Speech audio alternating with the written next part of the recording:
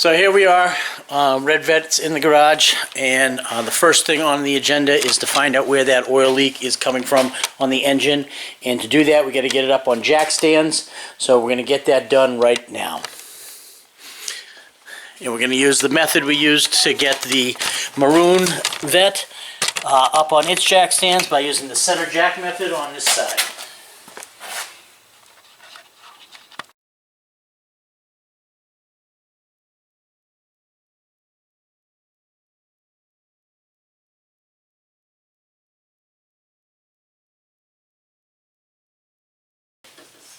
Alright, that's one side.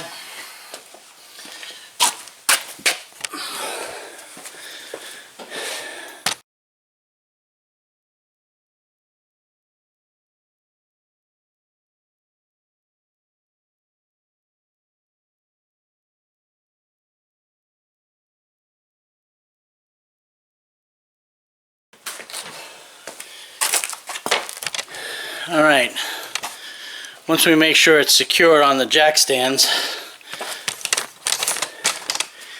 we want to just take it, see if we could shake it at all, see if we can tip it in one direction or another, and we can't. Good.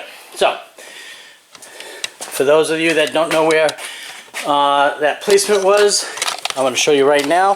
It's easier to show you when it's already up in the air, so let's just do that.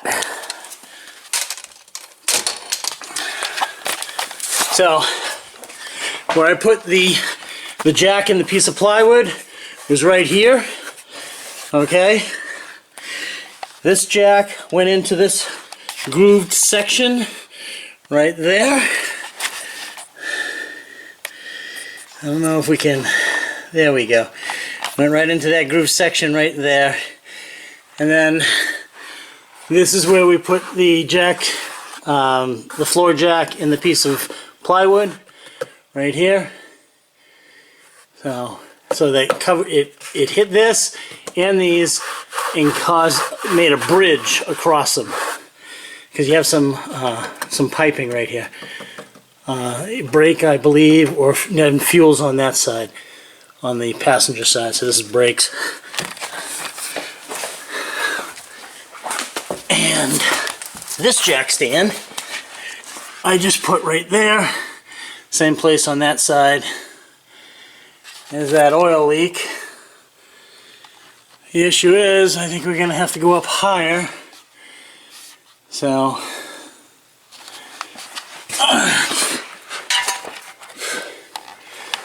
doesn't look to be coming off the pan.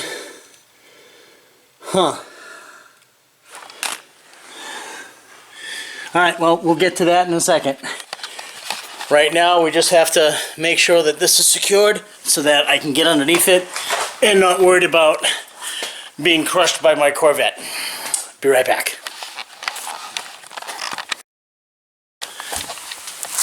Alright, so I found the oil leak. It is coming from right there. It looks like the rim of above the oil cooler that connects to the engine. There's a drip there, but there's also a drip at the bottom of the oil filter. So, and those hoses don't look too new either, so might have to change those out as well. So there's a few things I'm going to try and do. See if we can tighten the oil filter and suck it up tighter to the engine, and it doesn't hand turn. Let's see if we can dry this enough to maybe get an idea of where this leak is coming from.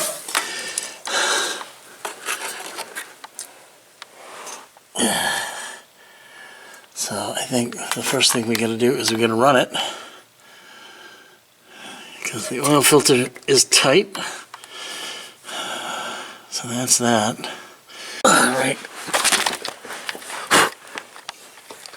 All right. Oh yeah, that's fucking bright.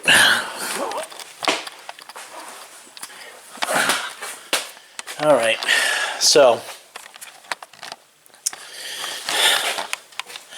we got that done. Basically, what we're going to be doing now is I'll turn it on and let it run for a little bit, and then I'll check and see where the leak might be coming from, and then go from there. See you in a bit. So in order to run this, I have to reconnect the battery. Well, one of the issues when you're working on a car is disconnecting and reconnecting the battery. It makes it such a pain. But I got lucky with my Corvette. I got this right here, and it works wonders at taking on and putting on the lead, and just makes my life a little easier. All right, be right back. Let's see what's gonna happen now.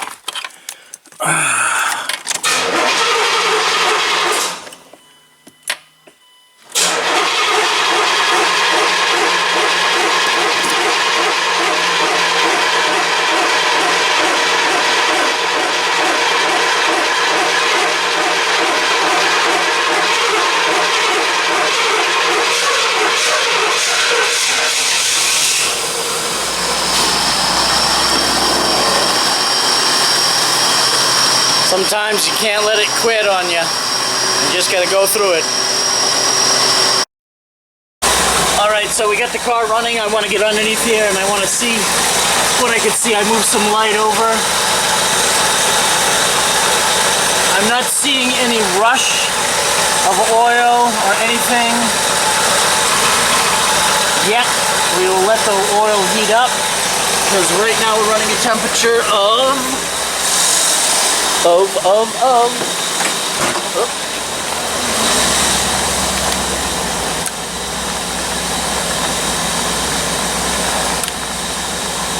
'Too low to register. But we have 45 pounds of pressure. We're running a coolant temp of 112. We're pushing 14.2 volts. And still no oil temp. I'll keep an eye on it as we go. We still don't have an oil temperature, but let's just take a quick peek, see if we see anything. So there's a little bit of oil accumulating right there. Whoop, right there. On the corner right there. So we'll watch that, see if it gets worse. I don't see anything coming down to the center of the oil filter. So I think that might just drip down the sides, and then that's how it got there on the side of the oil filter. But we'll watch it. Alright, we still don't have an oil temperature yet, and we're gonna check it another third time. This is probably gonna be the last time. I got other stuff I gotta do. And it looks like that spot hasn't gotten any bigger yet. But we do have some on the front of that might be flipping around up there. We'll see.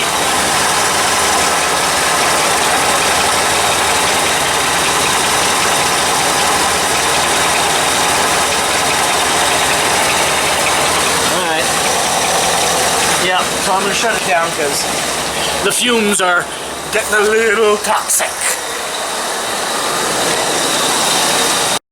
So we know where the oil leak is and where it's coming from. I'll have to look at how that's assembled on the engine, and what is involved in maybe changing the seal in between the oil pump that pumps it to the oil cooler. And then in and out of the engine. So we will see.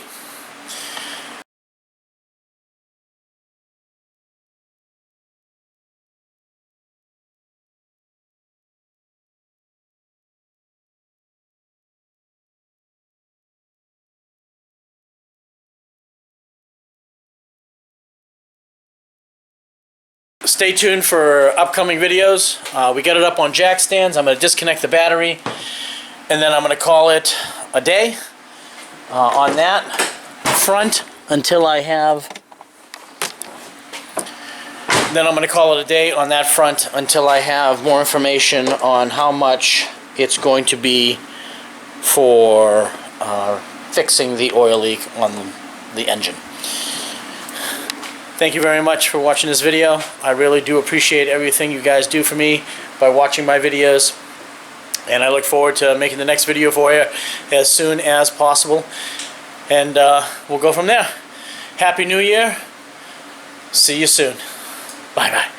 So, this is the way this rebuild is going to go. First, we're going to get the engine oil leak solved. We found out where it's coming from and what it's going on with it. We know how to get to it. We just don't know what's involved in fixing it and replacing maybe a gasket in between the oil pump and the oil filter that connects to the bottom of the block of the engine. Then the next thing is going to be finishing up the weather seals all along here, and this outside one, I have that one up there so that we can get that one replaced. And then then it's fixing the window rattle and going from there. So once we have it sealed so that water can't get back into it, replacing this gasket as well. And we can't get water into it, then we're going to start working on the interior parts and getting that squared away. We're not going to go crazy on the interior parts. In fact, the carpet in the back end is more than good for the rest of the life, so we're only going to, we might not even do the carpets. So we might just keep the carpets, just throw them through a bath. But definitely might have to do something for the side saddle right there. Definitely new door panels, new door bezels. So we got a little bit of work ahead of us. Definitely an antenna, because this antenna no longer goes up and down. Yeah, and we will go from there. This has been a quick update on the Red Vet and what we're planning on doing with it. And I hope you have a great new year. And we will go from there.